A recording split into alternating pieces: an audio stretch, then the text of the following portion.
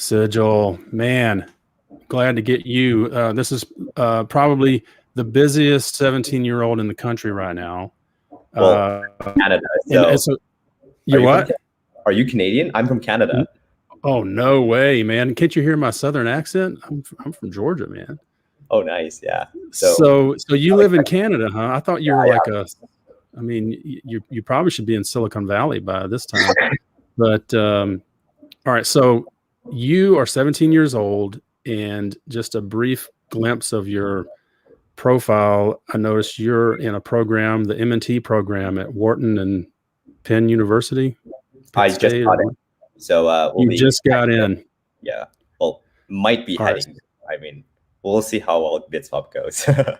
Yeah, well, I mean, you got to get busy finishing this thing off before you enter that program. That's 2 degrees at one time, and that's a hard one to get into. So, and you'll certainly, I'm counting on big things from you with this BitSwap thing. So you're going to certainly impress your professors before you even get there, I bet.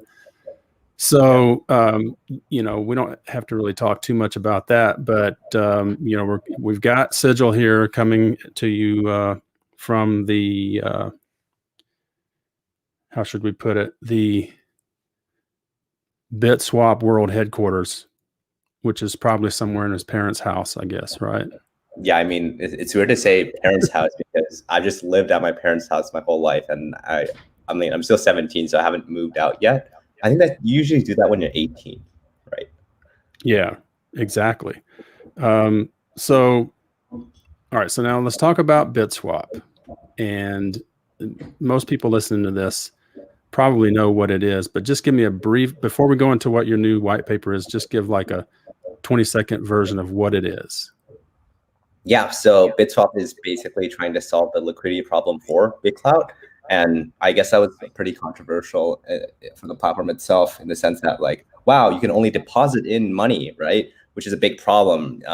But basically with any cryptocurrency and with anything of value, a natural secondary market evolves, and that's what happened through over-the-counter trades. And BitSwap actually started as a hackathon project by my co-founder Aryan and I, and we were like, oh wow, these third-party escrows, they required humans, and you know, you had to trust this escrow and also the counterparty. Now, what if we could automate that? So we did that. As soon as we announced it went like hit $1 million market cap in 12 hours, all organic. We didn't realize that. But yeah, so that was the BitSwap part went to the $1 million market cap, not your personal one. No. My personal one has not yet hit $1 million market cap, but it was BitSwap. Cool.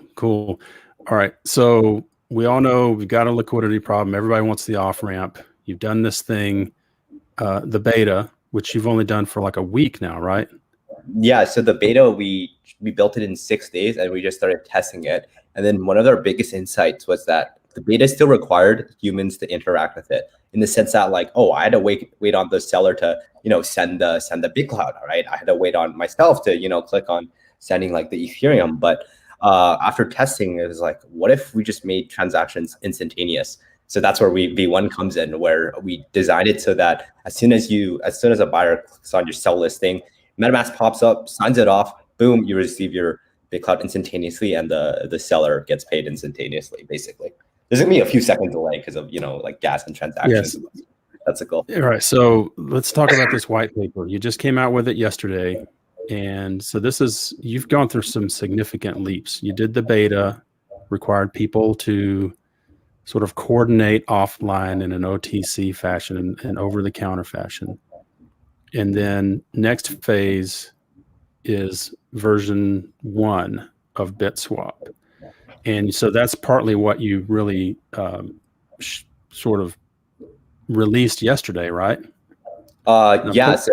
I'm pulling up the white paper here. I've got that on the screen, and I'm going to kind of go to page 1 of that thing, because you've got some pretty decent graphics in it to sort of show that flow. Like if I look at what's on screen right now, it's you got your beta diagram, which was, you know, the part that shows the sort of over-the-counter part of this thing, right? Yeah. Or not even the over-counter. It was really part of your platform, but it was little more cumbersome. And did this require human intervention? So Still? it was automated, but it required like humans to, like I had to wait on this for example, I had to wait on the seller to send the BitClout, right? And the whole process is basically, okay, the buyer wants to buy this listing. So the buyer sends the Ethereum to the escrow, right? That's step 2. For step 3, Yeah. The escrow basically locks up that Ethereum until the seller then sends the BitClout. And since both blockchains are public, we're able to verify both transactions. And as soon as the transaction is verified, then the seller receives the Ethereum. And there was a 4% gas fee from our initial BitSwap. But for our V1, we're actually planning to go feeless entirely and just only have like native blockchain gas fees. Right. So I literally just saw that on your profile. You just announced that. Yeah. All right. So how are you going to make money, man? Well, it's more of a long-term game, right? I think my strong belief is that as long as if you play long-term games with long-term people, and if you do generate value for the platform, I think it'll pay us like back like immensely. And going feeless, I mean, like I don't plan to I don't really care too much about. I mean, I do have to pay the employees. I mean, we're a near 10-person company now, right? So, but that's coming up. You just started. All right, this thing BitSwap is like BitClout's like a month old. Yep. And you've already ramped up to 10 people within a month. No, within 2 weeks. We launched it 2 weeks ago. We announced it 2 weeks ago. And so how did you attract that many people? Were they already in your network, or did people just sort of congeal around you because you said you have this idea to do BitSwap? I probably know like the top talent for my age in the world. So what's the oldest team member? 18. How old are they? 18. What's the youngest? Justin Lin, probably 16. Around that. You're all hackers.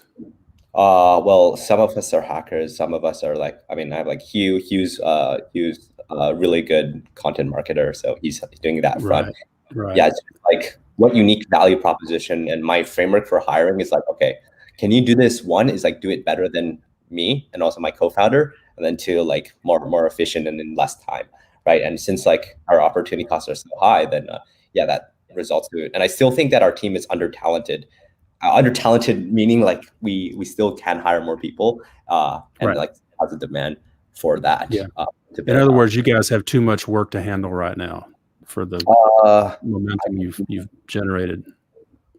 I think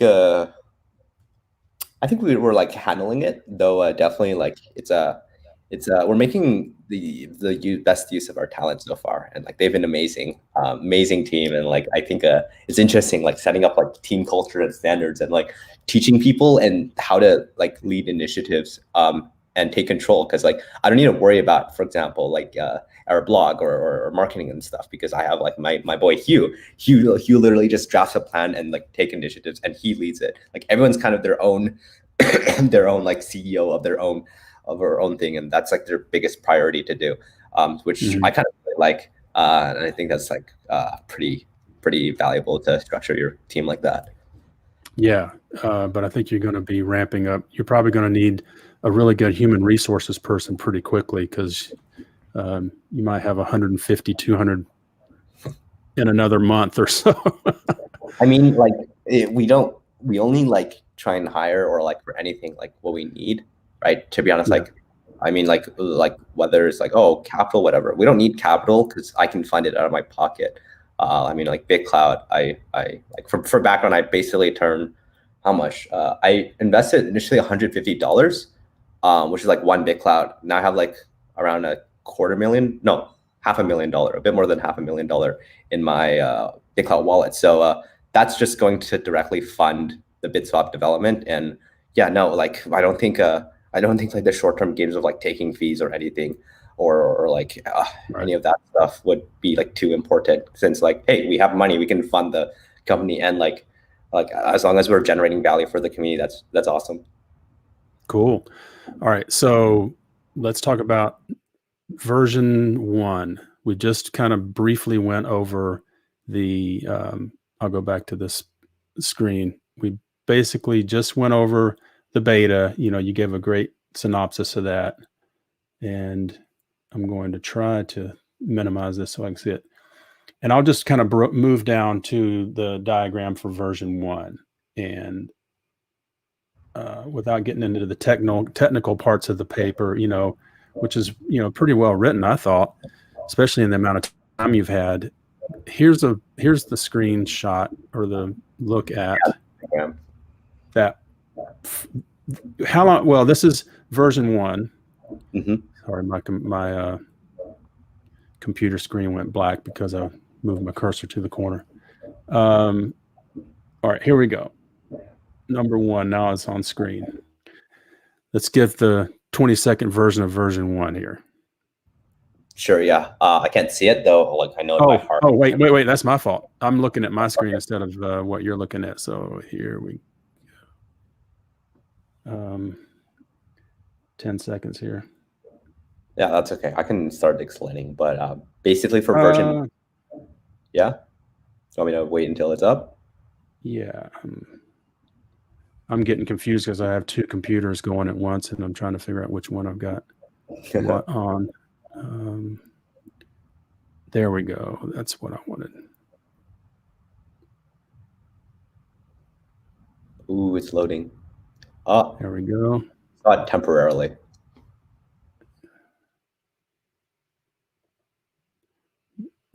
This is why you don't want me on your team, because I'm struggling to figure out what screen is showing. There it is. There it is. All right. Yeah. So I can just go over it right now. Yeah, cool. Basically, what we realized from the beta was that, I mean, there's a lot of limitations to using BitClout. I mean, it's not open source yet. So we found our way around that. And yeah, the question, like the guiding thesis and question or hypothesis that we were asking ourselves, like, how can we make it instantaneous, right? And so what we did was that, okay, we try to focus on our control, which I think is a good framework to apply anywhere. And then what we can control is our own account, right? So for the V1, the seller actually has to deposit their BitClout within the BitSwap account, and it's going to be like matched with your public key, right? And that allows us to have you list a listing for like how much you want to sell. But basically, the reason why we need it in our own account is that we can control the BitClout then, and as soon as it's being bought, right, it gets like instantaneously sent to the buyer, and the ETH can also be sent. So there's basically just removed all human components entirely. I mean, it's only the buyer just clicking a button and clicking their MetaMask. Okay, let me buy this, and then boom, that just like sends it off to everyone. But yeah, that's kind of like that's version 2, right? No, that's version 1. This is just version 1. Okay, all right, yeah, got it. The product we're gonna be like onboarding people like basically today. Right. So then this is where it gets really interesting, is version 2, in my opinion, because it seems to me you're tokenizing the token at that stage, right? Yeah, so we're wrapping BitClout as a ERC20 token, and it's actually not we, because there's already a team working on wrapping BitClout. But we aim to be like one of the first custodians for that, and it's going to be a community-run project backed by BitClout's the platform and the community itself. So is this the part about wrapping creator coins? Am I looking too far ahead on that one? Yeah, you're pretty far ahead. You're on like 6 points. So that's when it even gets more exciting, I guess. And that's where I'm going to want you to spend a little time. I'm trying to find the diagram you've created for, or did you create one for? Yeah, it's right above 4.1, wrapping BitClout as an ERC20 token. Oh, there we go. Yeah, just that one. All right, good. Boom. Yeah, this is, this takes a second to look over. I was reading it when I first got up this morning, so I hadn't had enough coffee, but I had to go, okay, now I follow this. So number 1, the buyer says, I want to mint a token, right? And then afterwards, basically sends the BitClout to the custodian, right? Which also interacts with the wrap token contract. Basically, it's the concept of wrapping, it's like a universal framework. Bitcoin is being wrapped as wrapped Bitcoin. There's a bunch of wrapped other currencies, but you can basically tokenize any asset, and it's a 1-to-1 value. But what it does is that it actually just locks up the BitClout you send to it, and then it mints new new wraps BitClout, right, which is tradable and interfaceable on Web3 applications and like decentralized exchanges. And so what that allows for, you can then like trade it on these exchanges, which provides like additional value and versatility to the BitClout token itself. And like once you're done, you can actually just send it back to the custodian, or send it back to so you have your wrap BitClout, right? You send it back to the token contract, and it'll just do the whole process, but in reverse. So you send them the wrap BitClout, it's burned, which means that's just deleted from supply, and then the BitClout that's at the custodian will be returned to you in equal value and amount. So it's just the ERC20 version of the BitClout token that's 1-to-1 in value. Right, and people have been wrapping other cryptocurrencies for a year or two now. Yeah, for a long time. Swapping. Yeah. So this, and as I understand, you're forking a UniSwap protocol and calling that BitSwap, right? Yeah. So for sorry, I'm kind of sick. Sorry. Yeah. So for our V2, we're the purpose of wrapping it is so that, again, it can be interfaced on like decentralized applications, and that's kind of what we're building for V2, where we're forking UniSwap V2, and we're building like a decentralized exchange specifically catered towards the unique value that BitClout itself as a platform provides. So that's super exciting. And what happens is that now through BitSwap, you can provide liquidity for your BitClout tokens, right? So instead of letting it sit in your wallet, you can stake it in a liquidity pool, which basically means that you can provide liquidity for people to exchange, wrap BitClout for Ethereum, or like buy it, or like basically swap BitClout between different currencies. It could be any number of currencies that are based on ERC20, right? Yeah, exactly. So that's the beauty of it, where it's like as soon as you're able to interface BitClout with Ethereum, you can swap it with any other cryptocurrency. That's ERC20. Right. All right. So before I get to the whole idea of tokenizing creator coins, the idea, and I may have gone past, this was really maybe a question about version 1, but the whole idea of a custodian account,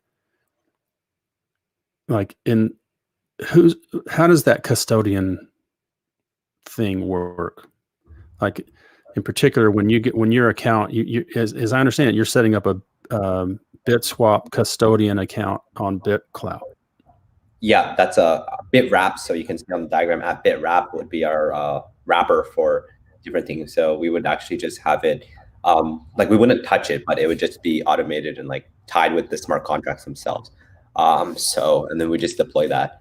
And yeah, it's like the whole purpose is for, it's acts as the custodian, and should be automated, and should also be away from centralization. So I think as the community grows, and as like people, eventually you want to make it like governance based, right? That's what like Wrap Bitcoin does, where the power is decentralized and like no one custodian owns like everything, right? I mean, like, and like Wrap BitClout and BitClout itself can be distributed amongst a lot of different custodians. And like, hey, if you own Wrap BitClout, I was talking with the founder of Wrap, I mean, like he owns the Wrap BitClout account, and he's working on it. It's already deployed on the testnet.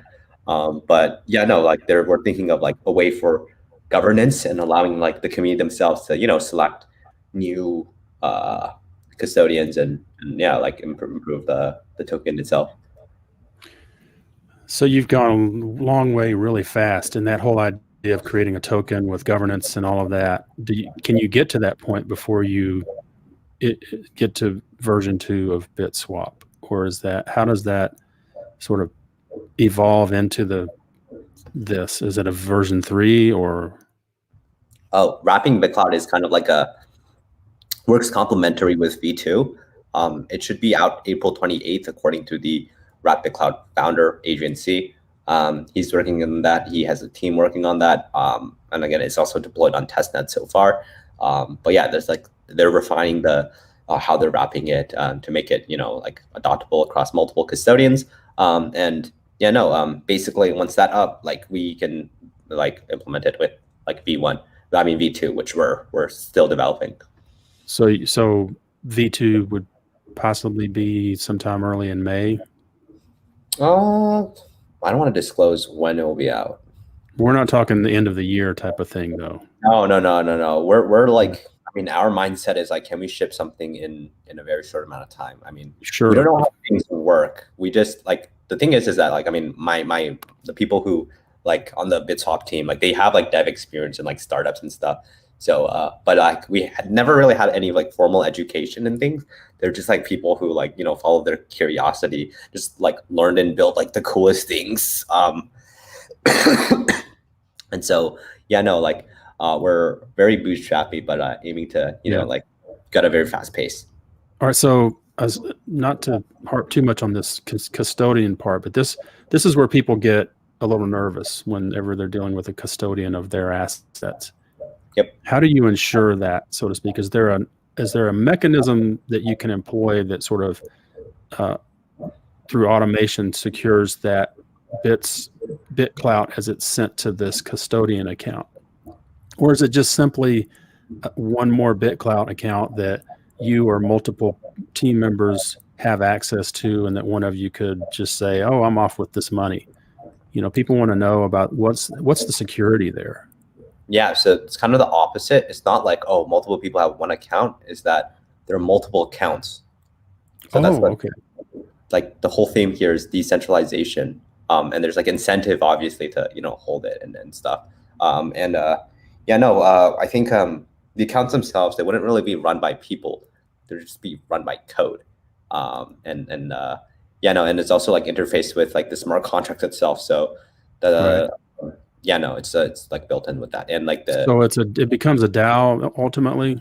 I think that's kind of where I'm envisioning it, at least. I mean, I'm not the one leading the development, and like the community and like Adrian is. But yeah, like we're working very closely together. Cool. All right. So I mean, I could pick your brain for a long time, because I come at it from the layman's point of view and try to understand it in more simplified terms. And I would love to do that, but I know you're kind of pressed for time doing a lot of meetings. But let's get to I haven't even really dug into this part of the white paper because I've got busy this morning. But the creator, how you tokenize this token. You're already tokenizing a token in the form of, you're creating this wrapped BTC. I'm losing track of BTCLT. BC, yeah.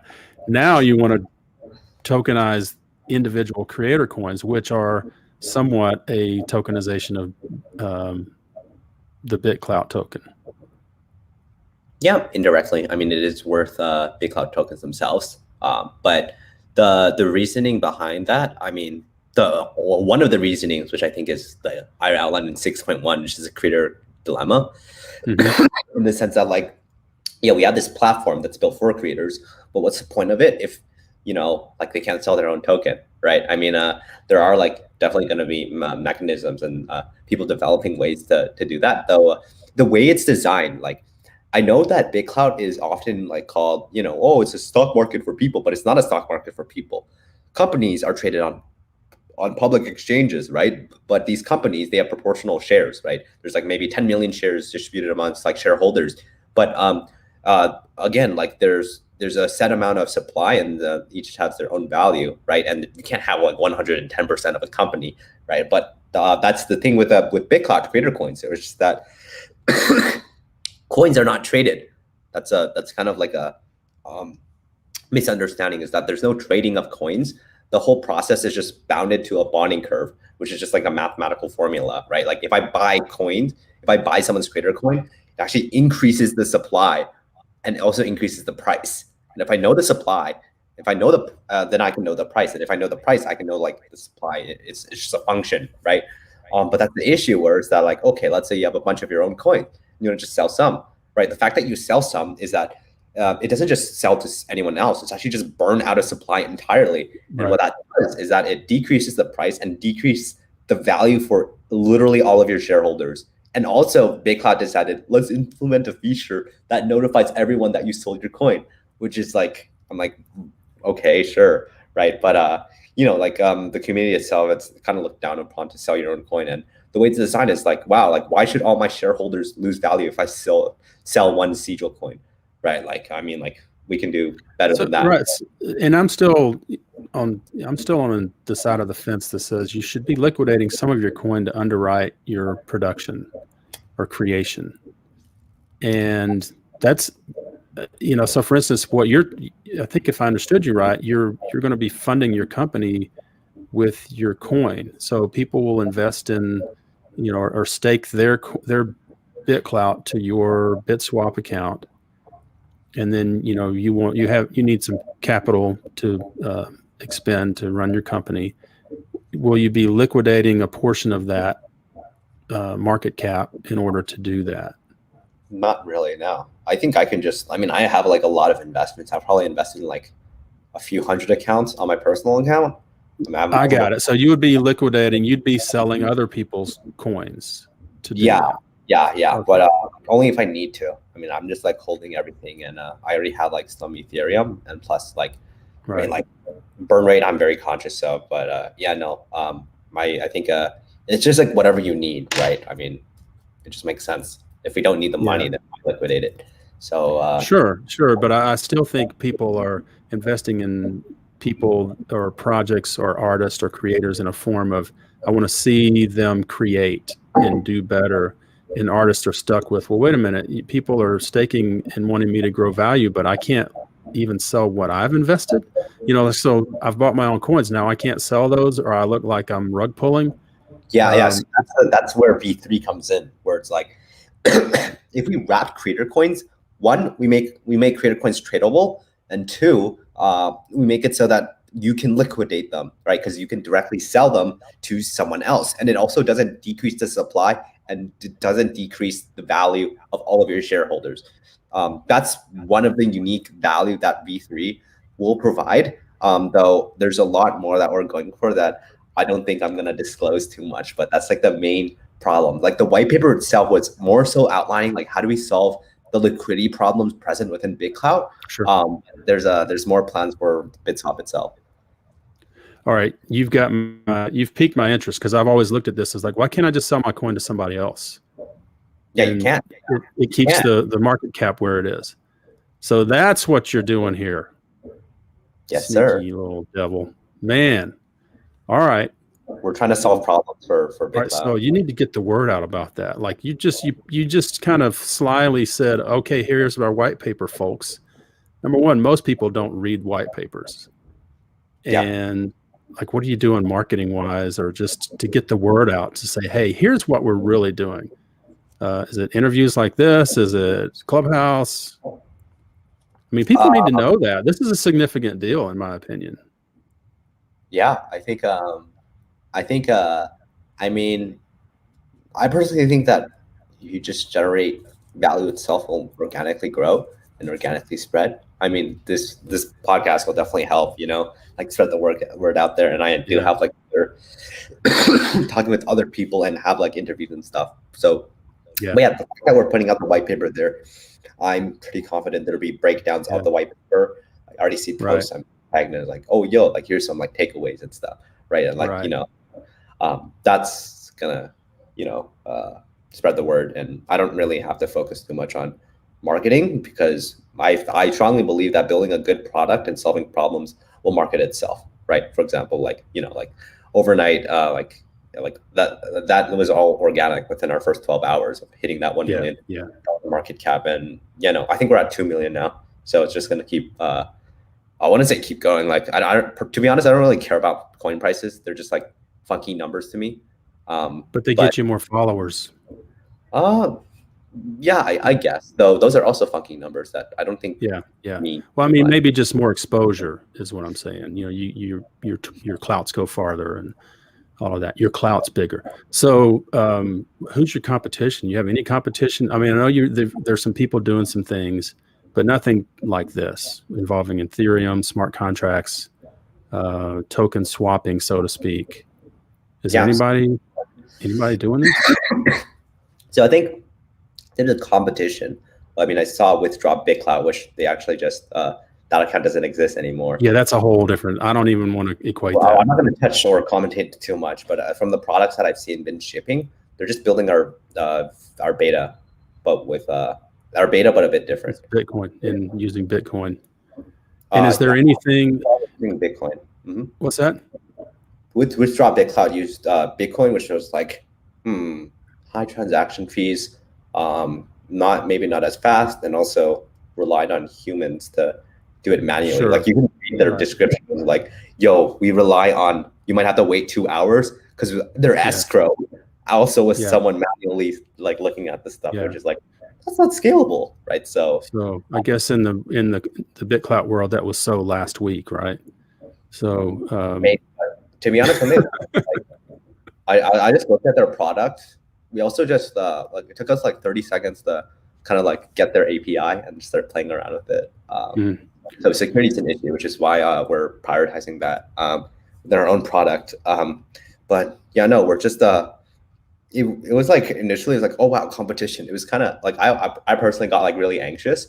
And there's just like, oh wow, like this competition, like they artificially boost their coin to like one of the top 10, right? And then they did like a run or whatever. But that was I'm confused by it, so I've kind of not been paying attention to it. I still will, but I do want to. The one thing that comes to mind, and this is really something I haven't technically thought through because of lack of understanding, but you know, you get this back and forth with Bitcoin. Well, we can do everything Ethereum can do on the Lightning Network.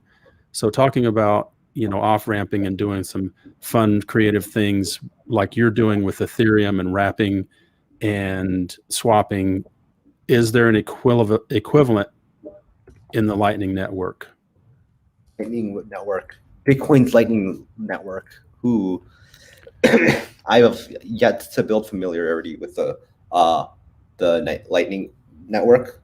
Full disclosure, I've been in cryptocurrencies for a month, so I don't know too much, but I'm learning a lot, and I can't answer the question because I don't know what it is. All right. Well, so get prepared for that question. Yeah, it looks interesting.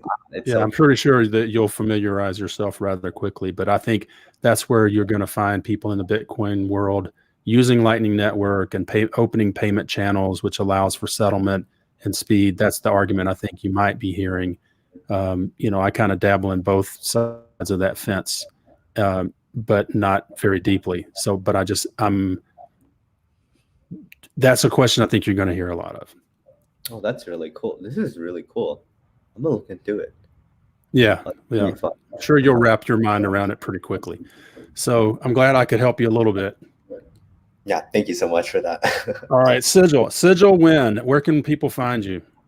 Yeah, you can find me at Sigil on BitClout. You can also go to my website, sigilwen.ca or sigilwen.com. .ca is my type dream website. .com is my portfolio website, which I have yet to update because been focusing a lot on my general theme is that I think your personal branding and anything that's out there is a lagging indicator of who you are.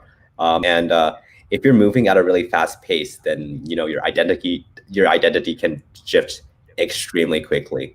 So yeah, full disclosure, person on my websites aren't updated basically. Well, what you just said is going to be the quote I'm going to lead with. So that was pretty awesome.